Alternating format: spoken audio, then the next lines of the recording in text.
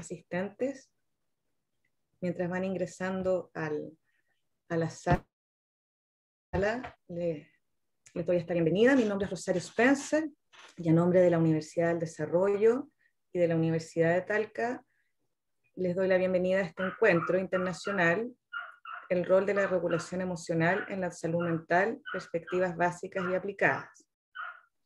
Los invitamos a participar de esta actividad realizando sus preguntas a lo largo de ella en la sección preguntas que está en la barra inferior de Zoom. Les pedimos por favor que el chat lo usen solo en el caso de problemas técnicos y otras interacciones con el panelista. Finalmente, quisiéramos comentar que esta actividad está siendo transmitida a través del canal de streaming de la Universidad del Desarrollo, uddtv.udd.cl, y que durante los próximos días dejaremos disponibles algunos de los videos de la actividad, solamente aquellos autorizados por los expositores en el sitio web de la facultad. La conferencia que vamos a ver ahora es en inglés y para seleccionar la interpretación simultánea deben ir al icono de globo terráqueo que se encuentra en la barra inferior de su panel de Zoom. Al pinchar en él, deben seleccionar el idioma en el que quieren escuchar la actividad, sin importar en qué idioma hable el expositor. De todas formas, estaremos pendientes al chat por cualquier problema o ayuda que necesiten. To select simultaneous interpretation, you must select the globe icon that you will find in the bottom bar on your Zoom panel. You must select the language in which they want to hear the entire activity, regardless of which language the exhibitor speaks. We will be waiting to chat for any problem or help you need. Esperamos que hoy la tecnología y las conexiones nos acompañen y les pedimos consideración si es que tuviesen algún problema técnico durante la charla. Agradecemos a todos los profesionales y estudiantes interesados en participar de esta actividad. A continuación, voy a proceder a presentar a la expositora de esta charla. Ella es la doctora Marian Beckermans-Cranenberg. Ella es profesora e investigadora sobre apego y regulación de las emociones en padres e hijos, con especial énfasis en los procesos neurobiológicos en la crianza y en el desarrollo. Actualmente, Marian es profesora titular de la Facultad de Ciencias del Comportamiento y del Movimiento de la Universidad Brugge de Ámsterdam, Países Bajos, y también profesora titular en el Centro de Estudios del Niño y la Familia de la Universidad de Leiden, en los Países Bajos también. Sus intereses académicos incluyen la interacción entre la naturaleza y la crianza, explorando y probando el modelo de susceptibilidad diferencial, los correlatos hormonales de la crianza y las intervenciones. Sus áreas de investigación han abordado múltiples temas interesantes, entre ellos la sensibilidad materna, la paternidad, la parentalidad en términos generales, la institucionalización de niños, familias de acogida, maltrato infantil, entre otros. Su gran productividad académica la ha llevado a ser reconocida como un referente mundial por la excelencia de los trabajos que ella realiza. En su área de experticia, el índice de clasificación de Thomson y Reuters la ha propuesto como investigador altamente citado desde el año 2016 en adelante, teniendo más de 23.000 citaciones, lo que es enorme, ¿cierto? Y da cuenta de la contribución de su trabajo a nuestra área de desarrollo investigativo y profesional. Entre otros premios internacionales, Marian obtuvo en el año 2005 el premio Bowlby-Ainsworth, que reconoce a los fundadores y colaboradores que han hecho un aporte significativo a la tradición Bowlby-Ainsworth en la teoría e investigación del apego. Podría estar media hora hablando de todo lo que ha hecho Marian para contribuir en este campo, pero creo que es mejor dejarlos con la conferencia titulada Not to be Disturbed, Parental Emotional Regulation in the Face of Child Distress. Adelante, Marian. Thank you for your very kind introduction, Rosario. Muchas gracias por esta presentación, Rosario. Voy a compartir mi pantalla.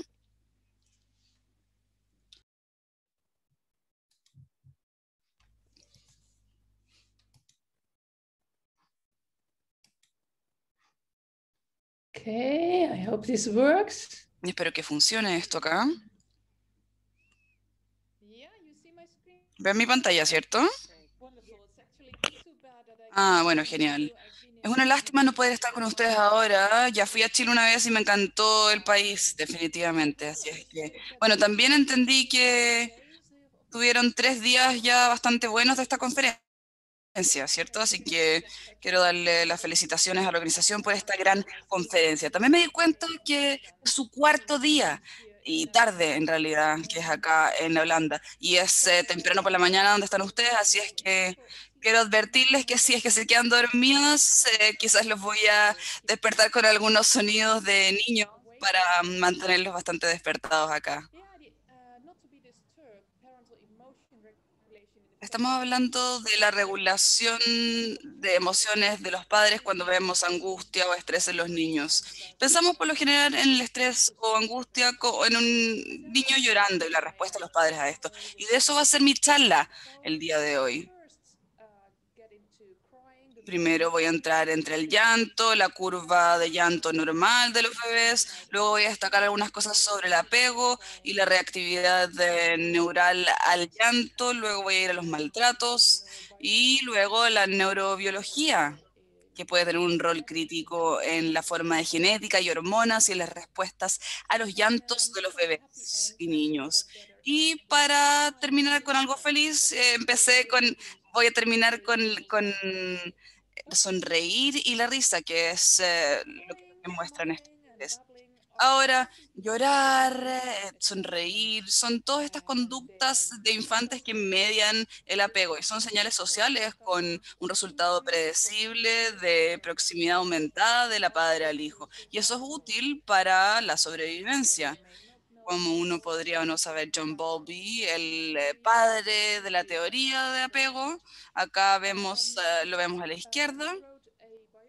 También escribió una biografía de Charles Darwin y la teoría del apego se puede ver como una teoría de la evolución de la conducta humana. La conducta del apego aumenta el aumento de los niños de sobrevivir. Por eso es una teoría de la evolución. De hecho, Charles Darwin también está bastante interesado en la expresión de las emociones, que es el título de este tercer libro, su tercer libro escrito en 1872, que sigue esto de las especies y también el de los hombres. Entonces pueden ver acá en el trabajo de Darwin fotografías de niños llorando y luego también les voy a mostrar fotografías de niños sonriendo y riéndose.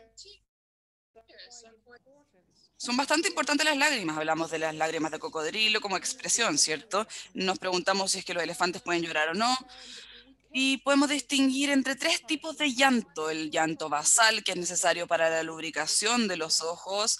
El llanto del reflejo, que pueden saber, por ejemplo, si uno está cortando cebollas. Y el llanto emocional, que es único a los humanos, especial al ser humano.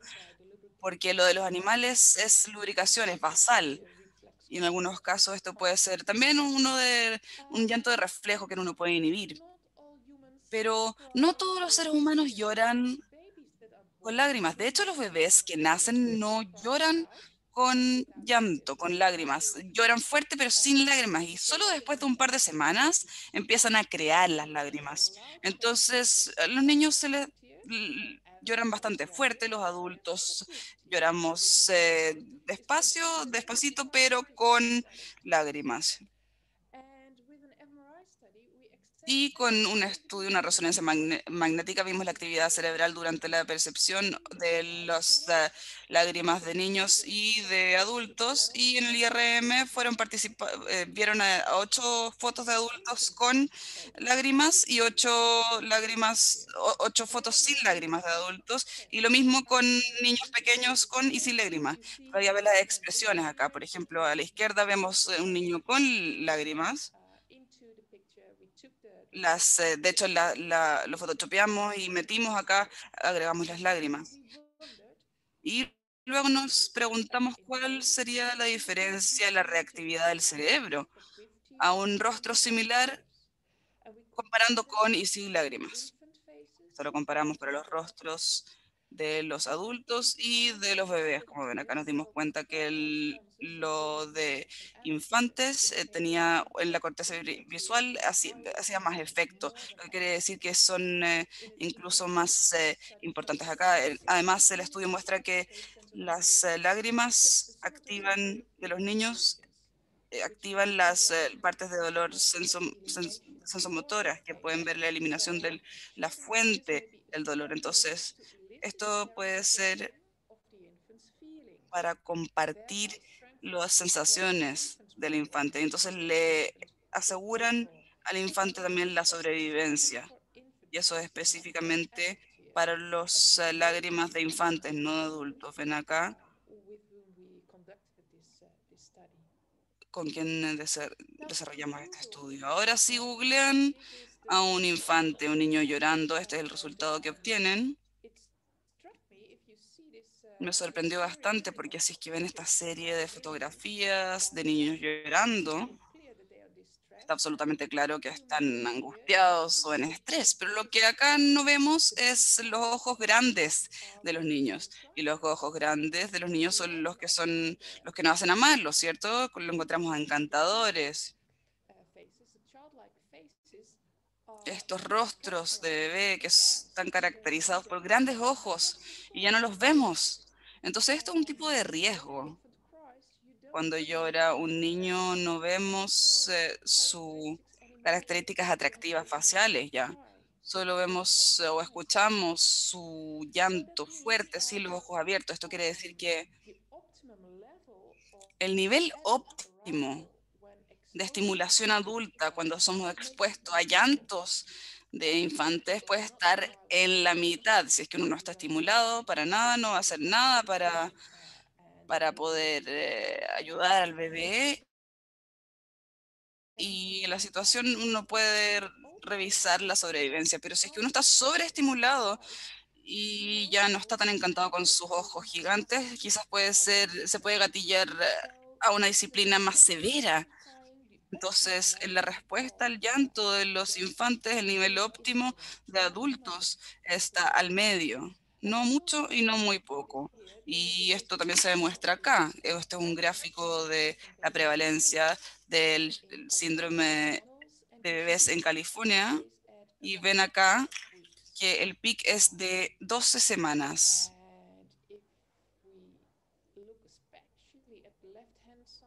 Si vemos a la izquierda acá, pueden ver que está claramente en un pic gigante entre 2 y 3 meses, y esto coincide con el pic también del llanto de los 2 a 3 meses. Entonces, cuando los bebés lloran más es a los inicios, y el llanto temprano también está desarrollado el periodo que la mayoría de los niños tienen este síndrome de shaking baby y del bebé zarandeando, y estos en este pic de llanto es bastante normativo. Lo podemos ver en todas las culturas. Por lo que pueden ver en la tabla acá es que la frecuencia de llantos con distintos periodos de la edad de los niños, primero 3 meses, después los siguientes 3 meses y después los siguientes 3 meses, hasta las 9, la frecuencia está en diversas culturas, es lo mismo, en diversos grupos, pero la duración es más corta en países donde los bebés hay mucho contacto contención con los bebés. Entonces, el mismo pic de llanto, pero en cuanto a frecuencia, pero en duración es más corto cuando hay más contacto físico cercano. Ahora, los bebés lloran también y los problemas, el llanto de los bebés y los problemas de dormir están enlazados y se puede ver esto en el impacto en los padres. Y esto es un estudio donde las parejas casadas fueron divididos en 3 grupos. Los padres de niños que tienen problemas, grupo clínico, que se despiertan en la noche, unos que no tienen problemas, padres que no tienen problemas para dormir, y los parejas sin niños. Y se les mostró un video de un niño llorando y se les preguntó cuándo intervendrían ellos. Y lo que ven es que los padres en el grupo clínico demostraron un retraso de intervención más corto en el grupo clínico de los niños que lloraban. Entonces había menos tolerancia a los niños llorando y pensaron que podían intervenir de manera más pronta, y eso podría afectar puede estar relacionado con más problemas de dormir, porque el niño nunca aprende a estar silenciado por sí mismo, regular las emociones. Entonces, esto no es, no reaccionar a los bebés, pero la mejor respuesta para el llanto de los infantes es esos que se ven inmediatamente cuando hay un gran angustia o estrés, pero no tan rápido cuando el bebé simplemente se está tratando de calmar solo. También ven acá que los padres clínicos atribuían más angustia a los niños que lloraban en comparación con los niños que estaban en ambos grupos de control y adicionalmente las mujeres tenían menos tolerancia de los niños llorando en comparación a la mayoría de las medidas más que los hombres. Y esto puede sugerir que los padres de niños que tienen menor tolerancia de los niños que lloran, lo que podría llevar al desarrollo del dormir de los niños. En resumen, sobre esta primera parte, una curva normal de llanto tiene un pic en los 2 meses de edad. Hay diferencias individuales enormes del llanto. La curva de llanto para la frecuencia del llanto es universal, pero la duración del llanto puede ser más breve con el contacto físico. Y la sobreestimulación de los padres puede aumentar el llanto y puede aumentar los problemas al dormir. Ahora vamos al segundo tema que tiene que ver con el apego en la reactividad neural al llanto. Es bueno, en resumen, repetir de lo que se trata el apego. Se trata de contacto, proximidad con el objetivo del confort y la protección y tiene una base evolucionaria donde el padre que es más fuerte puede también asegurar al niño y también asegurar la sobrevivencia. Por eso no hablamos de menos o más apego, pero de diferencias en la calidad del apego para todos los niños que tienen la tendencia de establecer estas relaciones de apego, pero no todos los niños están apegados de manera segura y la calidad del apego se mide por lo general en una situación, en un procedimiento de situación bastante extraño, que es un procedimiento donde el niño se separa 2 veces de la figura de apego y lo que nos muestra esto, la relación del apego, es cómo se comporta el niño cuando la figura del apego vuelve. En una situación óptima, el niño seguro llega a un balance entre el objetivo si es de apego, si es que están estresados, angustiados, buscan proximidad, entonces el niño se le entrega confort y puede explorar nuevamente, lo consuelan y se hace un equilibrio entre la figura del apego y la exploración del entorno. En un 25% de los casos, los niños están adheridos o apegados, minimizan el apego, no buscan proximidad del cuidador, pero desde las medidas de cortisol y frecuencia cardíaca sabemos que de hecho están estresados, pero se enfocan en el entorno, continúan jugando sin buscar ningún tipo de proximidad, están minimizando el apego. Y un 10% de los niños están resistentes y maximizan el apego. No exploran más, pero están fijados en la figura del apego, incluso si no tienen un confort adecuado de parte de ellos. Hay una cuarta categoría, que es el apego desorganizado, que es lo más inseguro, que está diseñado por sobre esto, cuando también hay conductas por ejemplo, inconsistencias en las conductas de los padres. Entonces, acá podemos ver el apego seguro e inseguro de los niños, que es lo que los predice. Siempre hay una forma en la cual podemos regular las emociones. Y lo que ven acá, en la izquierda, es una comparación entre B, que son los niños asegurados, y los niños no B, que son los niños inseguros o que no tienen esta seguridad. Y si ven la barra oscura que refleja la competencia social, por ejemplo, en relación con los pares, esto es el tamaño del efecto metaanalítico con diversos estudios y con muchas dietas, como ven acá en la parte inferior, el tamaño de la dieta, de muchas diadas, perdón. Acá tenemos 0,38% de la desviación estándar, que son niños que se sienten más seguros, que tienen más competencia social, ellos más que los no seguros o no asegurados. Y a la derecha de esto tenemos la externalización, tenemos un efecto, tamaño del efecto de 0,21, que es 21 de la desviación estándar, que los niños no ve. Los inseguros muestran más externalización y también más problemas de internalización que los niños asegurados o seguros. Entonces, en cuanto a regulación de emociones, los niños asegurados o seguros les va mejor que los niños que no tienen esta seguridad. Esto es una situación extraña y, bueno, sobre los lactantes. Y hace 25 años, en realidad 40 años son ahora, George Kaplan y Maine también vieron la calidad del apego, el apego de los adultos, hicieron una entrevista de apego de adultos en adultos. Y en esta entrevista, que es semiestructurada sobre la experiencia de los lactantes y su influencia al adulto, se les pidió descriptores generales de las relaciones del apego del niño y los padres, tanto con el padre como con la madre, y esto también dieron evidencia de las experiencias del apego. Por ejemplo, si uno dice que la mamá era cálida, uno puede recordar un incidente en el cual ella fue así y gentil. El participante también se le pide una evaluación de los efectos de la personalidad actual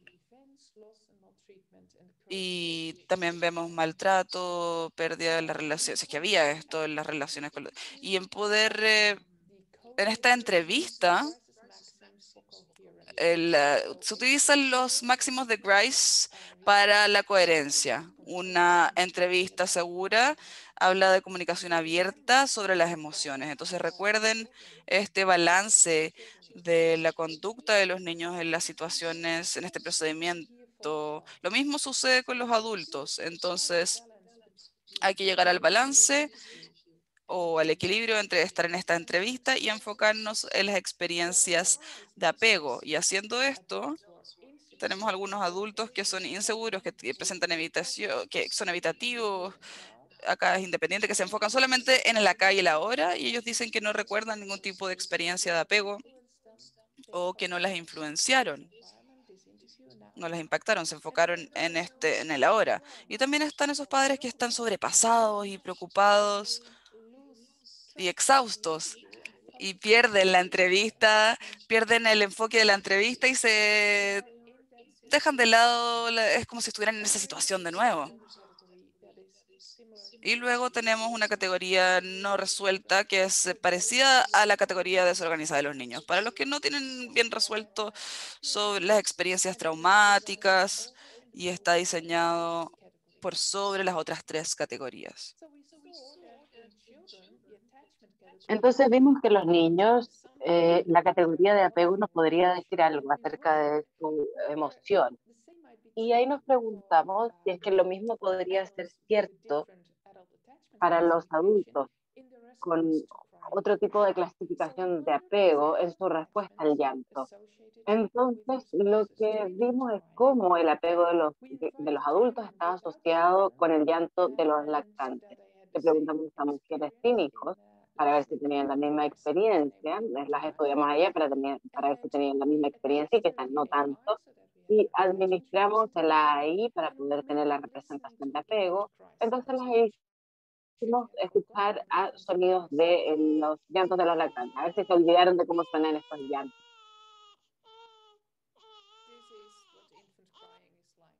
Así es como suena el llanto de un lactante. Y también manipulamos este llanto un poco, veamos.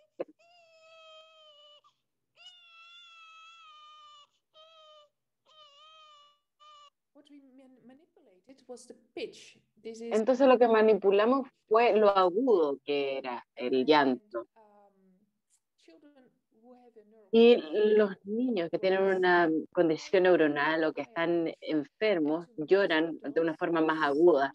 Para la mayoría de los adultos esto suena, los hace estar más alerta, les da un sentido de urgencia, tienen que actuar más rápido con este llanto más agudo, que tiene sentido también y por eso es que los lactantes lloran en este tono.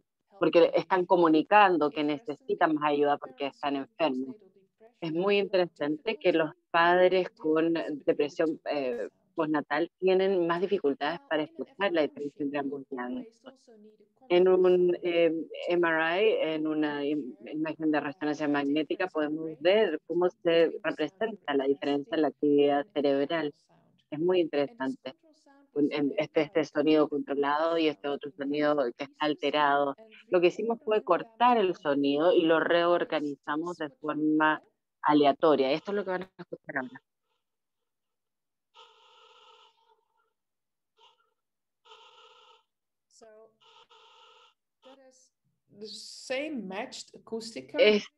Es lo mismo, tiene las mismas características acústicas, pero tiene otro significado emocional. ¿Qué encontramos acá? Encontramos que acá esta representación mostraba más activación de la amígdala, y esto tiene que ver con ansiedad, con aversión, con agitación. Encontramos esto para las 3 categorías de apego. Entonces tenemos el no considerar, el preocuparse, el no resolver comparado con los otros individuos, el no resuelto también. El F son los autónomos, los seguros, que muestran menos reactividad de la amígdala en el llanto de los infantes, de los lactantes. También acá, fue la misma sesión, vimos que se sentía durante el llanto del lactante. Las expusimos nuevamente y medimos sus emociones en cuanto a irritación. También les pedimos que hicieran la tarea del damómetro, de esto de apretar, ¿verdad? Esto lo usan mucho los gimnasios, uno simplemente aprieta un dispositivo. Y les pedimos que apretaran lo más fuerte que pudieran y que mantuvieran esto. Y pudimos ver cuál era su presión máxima y después modular la segunda para poder llegar al primero. Y seguimos manejando hasta que pudieron modular su fuerza de acuerdo a la primera. Pudieron hacer esto, después sacamos la pantalla y les pedimos que hicieran nuevamente esto, que apretaran al máximo y después menos, a mediana fuerza. Y esto se relacionaba con el llanto de los niños. Nos dimos cuenta que aquellos que tenían una representación de apego insegura reportaban que tenían más irritación durante el llanto de los lactantes y más fuerza excesiva. Es decir, no podían modular su segunda fuerza, su segundo apriete. Por supuesto que todos tienen una línea base distinta, por lo tanto tenemos que establecer la línea base de acuerdo a la primera presión a máxima fuerza y la segunda a mediana fuerza. Esto es importante porque esto nos muestra una asociación con el tratamiento. Cuando los padres no pueden moderar su fuerza, podrían usar fácilmente fuerza excesiva. No siempre apretando, pero sí con el niño. Entonces, este apego inseguro tiene que ver con reacciones más potentes al llanto, más actividad de la amígdala, más irritación y también una presión más fuerte de la mano. Entonces, eso podría hacernos preguntarse cómo es que eso está relacionado a los otros tratamientos, al maltratamiento. Nosotros sabemos que el maltratamiento que está medido en la familia, en que los lactantes más pequeños están ante mayor riesgo. Esto está en Holanda, es un estudio de Holanda, y podemos ver que podemos medir hasta los 18 años, hasta un 21%. Que todo esto fue en Holanda, como les digo, de gente menor de 18 años. Muchos están entre 0 y 3 años de edad, pero acá podemos ver violencia que fue reportado, 41% estaba entre los 0 y los 3 años. Entonces hay un riesgo que se muestra de 2.6 que está entre 0 y 3 años, que está en un riesgo de recibir violencia. Y por supuesto que el llanto tiene mucho que ver acá. El llanto busca proximidad, da información acerca de la condición de salud. Ya sabemos que más agudo significa que el lactante tiene algún problema de salud. Y también tiene que ver con adaptación evolutiva, pero también evoca aversión. En el momento en que los niños tienen 6 meses, casi un 6% de los padres admiten que han agitado a su bebé o lo han golpeado de alguna forma para hacer que el niño pare. Hicimos un estudio entonces en un centro de salud, en un hospital, donde las madres maltratadoras y las no maltratadoras estaban con sus hijos y ellas fueron incluidas. Las madres normales tenían niños con problemas, con atención, problemas de atención, sus hijos estaban en terapia. Y teníamos al otro grupo, que eran madres que eran maltratadoras, que ignoraban a sus hijos o los golpeaban, que habían tenido también un historial de abuso infantil y tenían depresión. Había mucho más depresión en ese grupo, pero eran comparables de otra manera con el otro grupo. Tenían la misma edad, tenían la misma edad de los hijos también. Y ahí encontramos que en el AI, en el grupo de abuso, había un porcentaje de seguridad mucho más bajo que en el de no abuso. Y también en estos grupos les pedimos que apretaran ese anemómetro a la máxima potencia y a mediana fuerza cuando estaban escuchando a un lactante reírse y también llorando. Y lo que encontramos es que las madres que abusaban, que tenían violencia, respondían en cuanto a risa y a llanto, de forma parecida. Entonces, podemos encontrar que también al llanto podían tener una fuerza más excesiva. Para aquellas mujeres que estaban usando, podemos usarlo para aquellas que estaban ignorando y que tampoco que no estaban bien. Pudimos ver este estudio también, un estudio con saliva, medimos moléculas salivares y escuchamos a los niños, les hacíamos escuchar a los niños llorando con la línea base. Nos encontramos también con que, este es el estudio de amilasa salival, SSA, es una medida indirecta para la actividad simpática del sistema nervioso que mide directamente la respuesta de estrés y es comparable al cortisol. Esto es la hormona de estrés más conocida, pero reacciona más directamente de acuerdo a después de 20-25 minutos de la exposición. La amilasa salival se puede medir inmediatamente y en los efectos del estrés. ¿Qué es lo que vimos acá? Que las madres maltratantes tenían un nivel de alfa-amilasa salivar más bajo y también una respuesta bastante plana al llanto de los animales en comparación con las madres tratantes normales. Vieron un aumento y luego una reducción cuando escuchaban los sonidos. Lo mismo para la conductancia de la piel. La conductancia de la piel también es un indicador de estrés. Si es que estamos estresados, vamos a tener esta conducción galvánica, más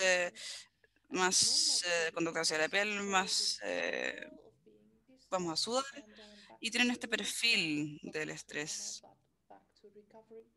Y volvemos a la recuperación. Y en el maltrato es un perfil más plano. Es más en la parte normal había una sensación esperada, negativa, entre el periodo de proyección y de la frecuencia cardíaca que estaba ausente en el grupo de maltrato. Entonces que había una disociación de el periodo de preeyección y de frecuencia cardíaca en las madres cuando estaban expuestas al llanto. Quizás esto puede ser resultado de sus propias experiencias cuando eran lactantes, que en algunos casos quizás no fueron tan buenas. Entonces, los lactantes que lloran es un riesgo de maltrato y esto fue mostrado en un estudio prevalente. Los padres maltratadores mostraron, o que maltrataban, mostraban una respuesta fisiológica mal regulada al llanto de los infantes que puede estar relacionado a sus experiencias cuando pequeños. Ahora vamos a la neurobiología, genética y hormonas. quizás en nuestros genes puede estar cómo reaccionamos a los llantos, los sonidos de llanto de los lactantes. Hicimos un estudio y examinamos la cardiorreactividad de los padres en un informe diseñado genéticamente, incluyendo los distintos tipos de gemelos mono que son idénticos, gemelos idénticos que estaban en la estructura de ADN, que son es similar, tienen el mismo conjunto de genes, mientras que los gemelos fraternales tienen en la mitad, comparten la mitad de sus genes en general. Y obtenemos la mitad de los genes de la madre, la otra, o del padre.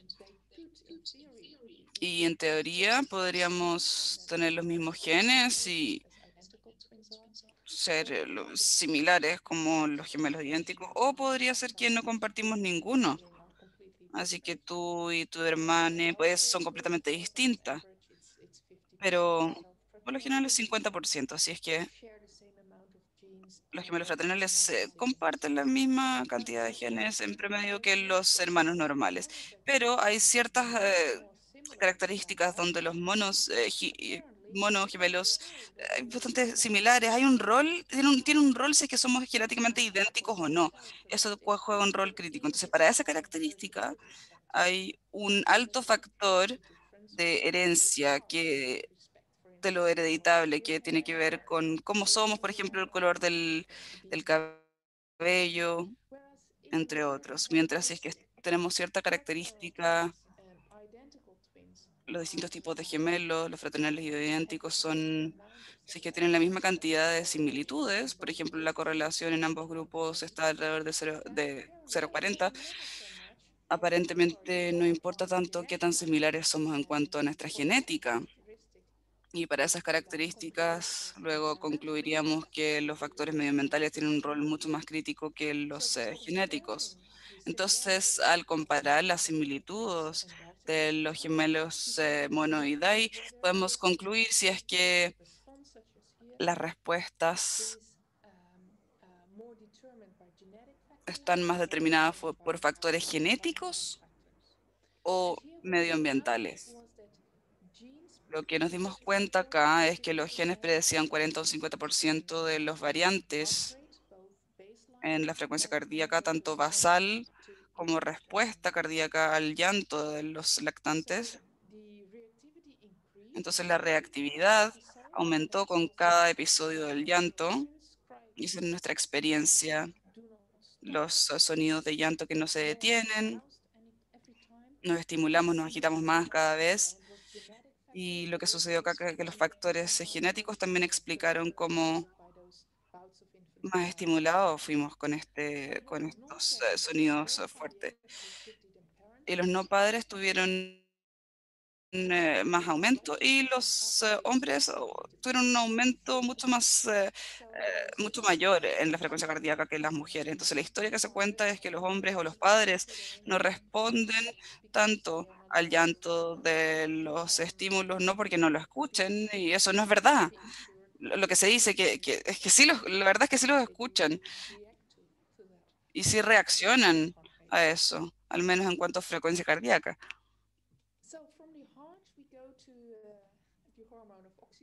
Entonces vamos a la hormona de la oxitocina, que tiene roles hipotéticos de profundizar el reconocimiento de emociones, baja la aversión y eleva la empatía y nos lleva a más sensibilidad. Al menos nos dimos cuenta de eso en padres con niños con trastorno del espectro autista, con y sin TEA, que fueron observados dos veces en un periodo intervenido de semanas, uno con placebo y otros con oxitocina, y fueron más sensibles a la sesión en la cual olieron oxitocina. Esto también puede ayudar en responder al llanto de los lactantes. Vimos también las respuestas en el MRIF, escuchando los sonidos de llanto que ya conocen y los sonidos de control. Y teníamos a mellizos y la mitad de los mellizos recibieron placeos y la otra mitad recibió oxitocina. Y esto fue nuestro primer estudio de fMRI o imagen de resonancia magnética F, y no pudimos ver dos veces al escáner. Cambiamos, ahora le pedí a los padres que hicieran 3 medidas en el escáner IRMF, pero pensamos que idealmente hubiésemos adherido a los participantes para otras condiciones. Entonces, por ejemplo, los hermanos gemelos, uno recibió oxitocina y el otro recibió el placebo. Y esto fue también en la entrevista, fueron entrevistados con la entrevista de apego de los adultos. Lo que nos dimos cuenta es que la oxitocina redujo la activación de la amígdala en el llanto de los niños. Recuerden que la amígdala tiene que ver con la aversión, con la ansiedad, entonces es bueno si eso se reduce, y la oxitocina aumentó la activación del giro frontal inferior, lo cual está relacionado a la empatía, lo que quiere decir que la administración de oxitocina nos llevó a menos ansiedad y aversión y a más empatía.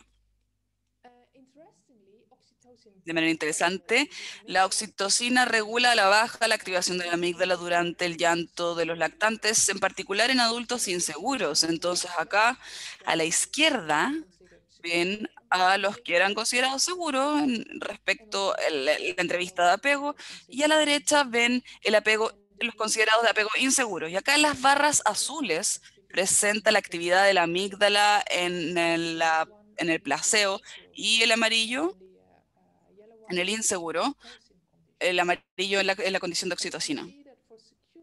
Y lo que ven es que para la parte segura, apego seguro, no había tanta diferencia entre placebo y oxitocina, pero para el apego inseguro tenían un aumento de la reactividad de la amígdala al llanto en la condición del placebo, que fue mucho menor en la condición de oxitocina.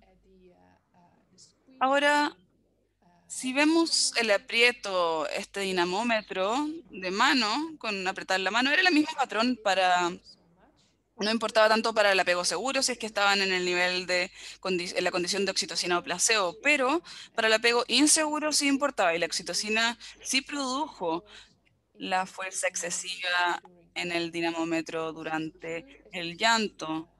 Fue acá, como ven en la izquierda del gráfico, esto fue real para las 3 categorías de inseguros. Entonces esa es la diferencia entre seguro e inseguro. Deberíamos considerar entonces la oxitocina y deberíamos distribuirlo y ayudar. ¿Es para ayudar a las madres? No, en realidad esa no es la respuesta. Para la oxitocina la administración no funciona para todos de manera similar. Ya parece que los que tienen experiencias inseguras, quizás funciona peor para los que tienen tuvieron una infancia insegura que para los que tuvieron la segura. Entonces no ayuda a las personas que más lo necesitan. En resumen, las reacciones a los llantos de los lactantes están en parte moldeados por la genética y también afectados por la oxitocina. Entre 40 y 50% de la respuesta de la frecuencia cardíaca se debe a factores genéticos. Y no olviden que los hombres sí reaccionan, incluso más a veces que las mujeres con la frecuencia cardíaca al llanto de los lactantes, y la oxitocina parece reducir la respuesta individual insegura al llanto, tanto en cuanto a cerebro como a conducta. Y esto me lleva al tema final de hoy, que es bastante feliz. ¿Qué tiene que ver con los lactantes, con la felicidad y la risa de los lactantes? Obviamente empiezan cuando nacen, lloran bastante, pero después de 8 semanas, 2 meses, empiezan a sonreír los lactantes y se ríen. Acá ven una fotografía del libro de 1872 de Charles Darwin, La expresión de las emociones, y él estaba interesado en la risa y en la sonrisa. Yo creo que estas son fotografías geniales en las cuales él estaba interesado. Y en ese libro también escribió: todos saben de la manera inmoderada que se ríen los niños, y yo realmente les quiero dejar escuchar estas risas.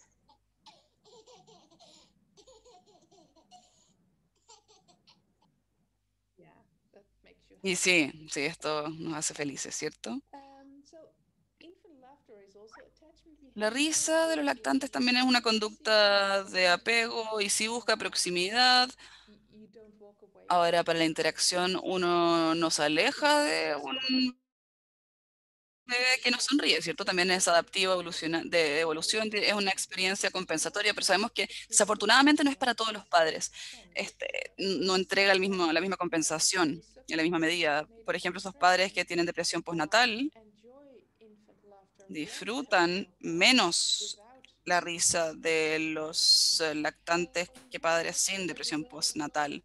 Entonces nos preguntamos si es que el rol de la oxitocina, como ya lo observamos en la respuesta al llanto de los lactantes, también podría ser relevante para la respuesta a la sonrisa, a la risa de los bebés. Y pensamos esto porque los padres con depresión postnatal tienden a estar más bajos, reducir sus niveles de oxitocina que los padres sin depresión postnatal. Entonces, la oxitocina también podría tener un rol crítico en la respuesta a la risa.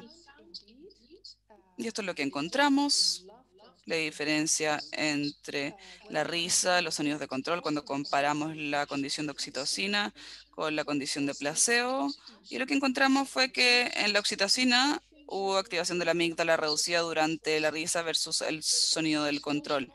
Pero la oxitocina también aumentó la conectividad entre la amígdala y las regiones de compensación neurales, la OFC y la ACC. Entonces hubo un enlace directo con las partes de la compensación, las regiones de compensación. Entonces la oxitocina pudo promover la sensibilidad y el apego porque reduce la actividad de la amígdala, entonces hay reducción del estrés y también aumenta el valor de compensación de la risa de los lactantes. En conclusión, la regulación de emociones frente a la angustia o estrés de los lactantes es que lo óptimo está en la mitad. Los padres no deberían estar sobreestimulados, sobreagitados, porque si no, no van a hacer nada para poder ver al niño, para poder consolar al niño, pero tampoco deberían estar sobreestimulados, no podrían estar agitados, porque eso los va a obstaculizar para ayudar al niño. El pic es en los 2 meses, el pic de llanto normal es a los 2 meses.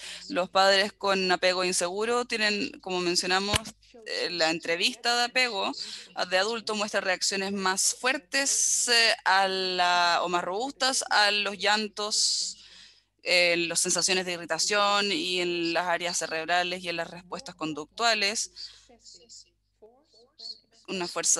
Utilizan fuerza excesiva a veces cuando son expuestos a estos sonidos de llanto. Las reacciones al llanto de los lactantes están en parte moldeados por la genética y también son afectados por la oxitocina, esas son las buenas noticias. Y los lactantes que sonríen y la risa de ellos puede realmente salvar a los padres de estar exhaustos. Quiero darle las gracias por su atención y quiero darle las gracias al apoyo de Marinus van Eisendorn, que la mayoría de los estudios se realizaron ahí con esta persona, y también quiero dar las gracias al Netherlands Organization for Scientific Research y al European Research Council, el Consejo de Investigación Europeo, que también hizo todo posible. Muchas gracias.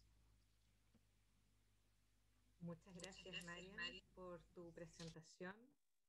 Vamos ahora a ver las preguntas que aparezcan en la sección de preguntas. Una primera pregunta dice, de acuerdo a tu experiencia, Marian, ¿cómo reaccionan los padres, papá hombre, no la madre, a terapia familiar en el caso de maltrato? Cuando hay maltrato infantil, experiencias de trabajo con el papá, cuando pensando dice que tienen respuestas adecuadas al llanto de los bebés. Si tienes algún dato respecto del trabajo con hombres, con papás. Yeah.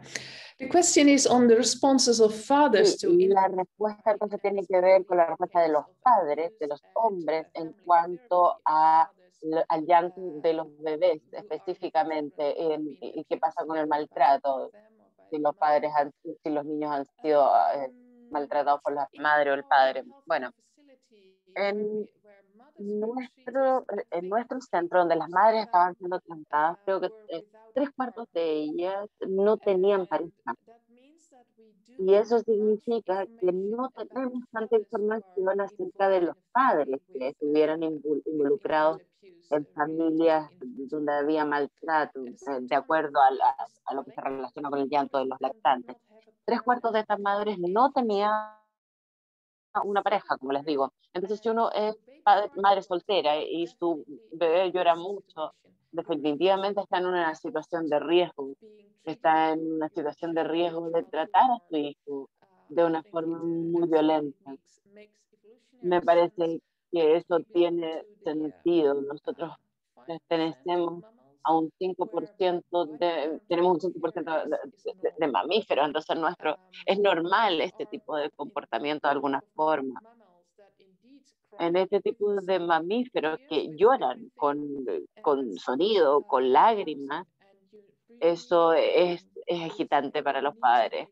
Entonces uno necesita entender eso, necesita soportar ese periodo del llanto de los lactantes. Entonces, habiendo dicho eso, en mis estudios actuales yo me enfoco en los padres, en los hombres, y actualmente estamos midiendo también los cambios hormonales en los hombres cuando ellos tienen a su primer hijo. Entonces, en el periodo que los hombres se transforman en padres por primera vez, y sí vemos que ellos también están afectados, no tanto como las madres, quizás, donde el embarazo también trae cambios hormonales que son tan grandes que ellos nunca van a experimentar, pero en los padres está más inducido por lo que ellos hacen. Entonces, mientras más hagan con sus hijos, más cambian sus niveles hormonales y también cambia su reacción cerebral en cuanto al llanto de los lactantes. En estudios recientes hemos encontrado que los resultados nos muestran que las horas que los padres pasan cuidando a sus hijos en los primeros 2 meses están relacionadas directamente con cómo responden al llanto de los lactantes. Entonces, no es que usted nazca con un cerebro que está más abierto o que está más cerrado a los sonidos del llanto de un lactante, sino que mientras más interactúa con su lactante, con su bebé, su sistema está más preparado para responder al llanto. Entonces, ¿qué podría significar esto para la terapia? El apoyo parental puede ser extremadamente eh, útil en la primera etapa de su bebé, especialmente si este llora mucho. El estar más con el lactante puede hacer que las cosas sean más fáciles, pero muchas veces uno se ve sobrepasado y necesita un descanso, especialmente para los padres solteros. Podría ser urgente que alguien lo ayude a cuidar a su hijo mientras que el padre toma un descanso. Gracias, Marian. Hay otra pregunta, dice, ¿podrá ser que los adultos con apego inseguro tengan una menor producción de oxitocina?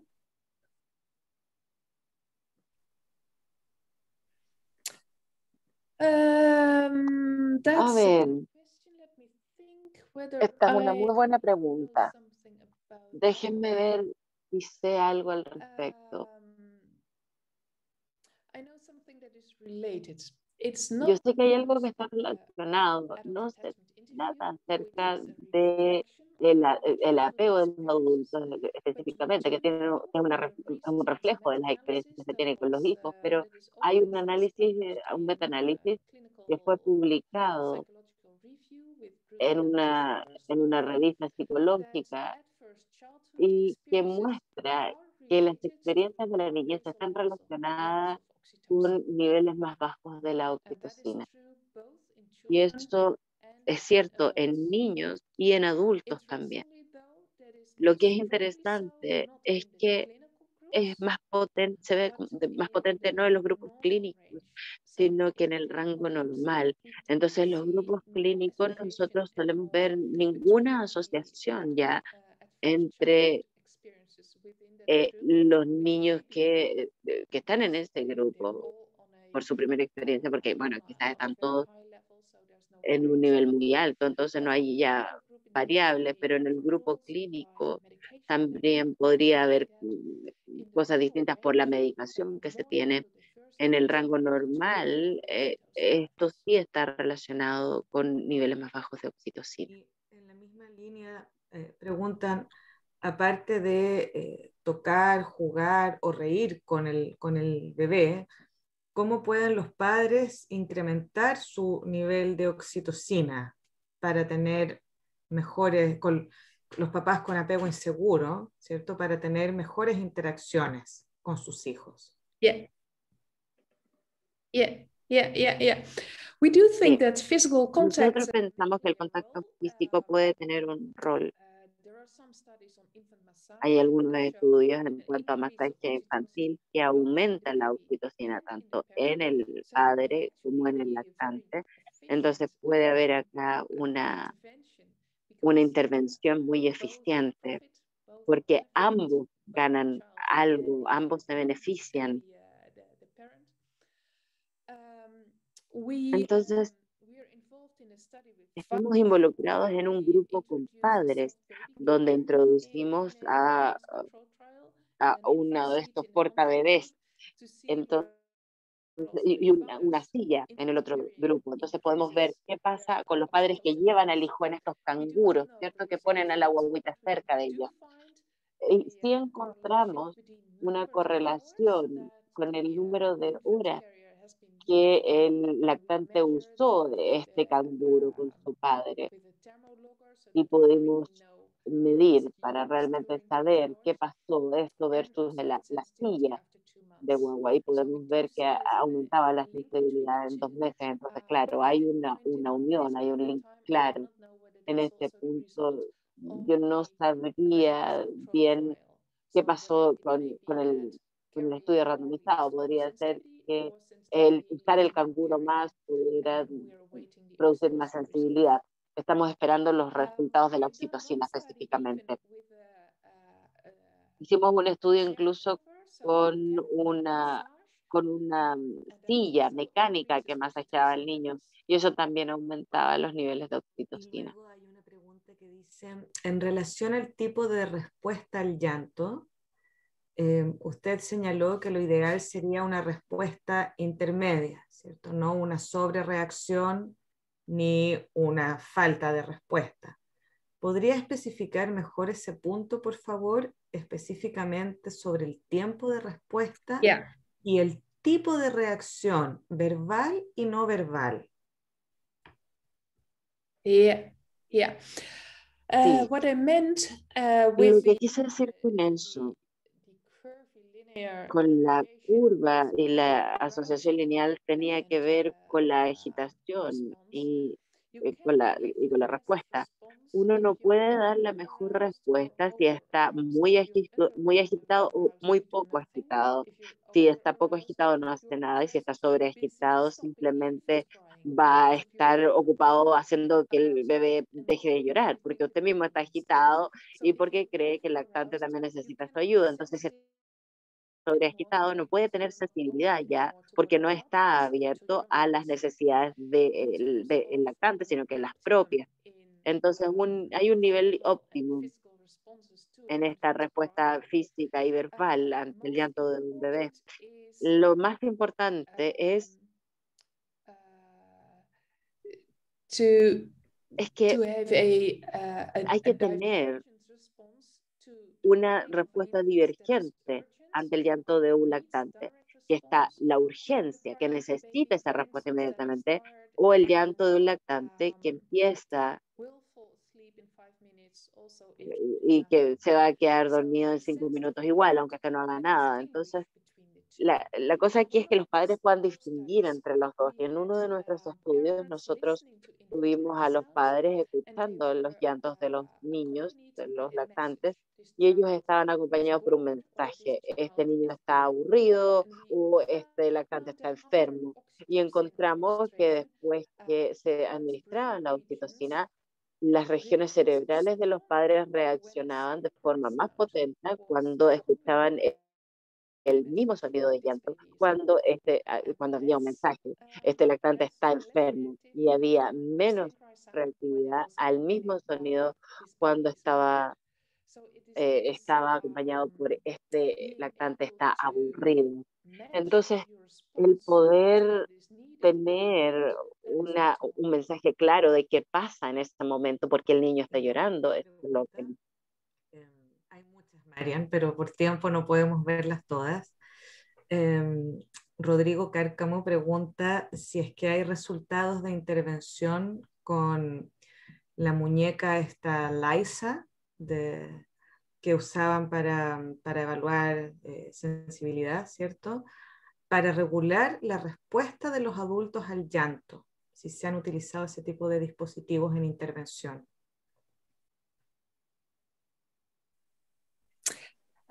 Yeah, we have used the doll, but Sí, hemos mostly usado la muñeca, pero en general la hemos usado para observación y no para intervención. Por ejemplo, una de nuestras intervenciones más nuevas fue el feedback para poder promover la paternalidad positiva, pero prenatalmente para los padres usamos ultrasonido. Así podíamos interactuar con el lactante cuando el lactante todavía no nacía. Entonces, queríamos tener una evaluación de la sensibilidad de los padres antes y después del nacimiento, antes de la intervención, antes de que se empezara. Y también queríamos saber cuáles iban a ser los efectos de esta intervención en una sensibilidad postnatal. Entonces, esta es la situación donde necesitábamos alisar la muñeca para poder medir la sensibilidad prenatal, y después en el grupo de control y experimental para poder dar un feedback, y después también evaluar la sensibilidad postnatal. Nosotros estamos finalizando el análisis y parece que la intervención ha tenido un efecto en aumentar la sensibilidad. Entonces son 3 sesiones de un ultrasonido extra, y también estimular las interacciones entre el padre y el lactante podría aumentar el involucramiento de la sensibilidad después del nacimiento de la guagua. Marian, es muy interesante, la verdad. Veo acá los comentarios en el chat que la gente está muy, muy contenta y muy agradecida de tu presentación. Aprovecho de recordarle a las personas que van a ir a la próxima conferencia de que si bien Zoom está programado a las 10, la conferencia parte a las 10:15, ¿ya? Para que puedan participar en ella. Bueno, Marian, muchas gracias por tu presentación y por tu participación este día. Que tengas una buena tarde y un buen fin de semana. thank you so much. Muchas gracias a todos ustedes y que tengan una gran conferencia. Gracias.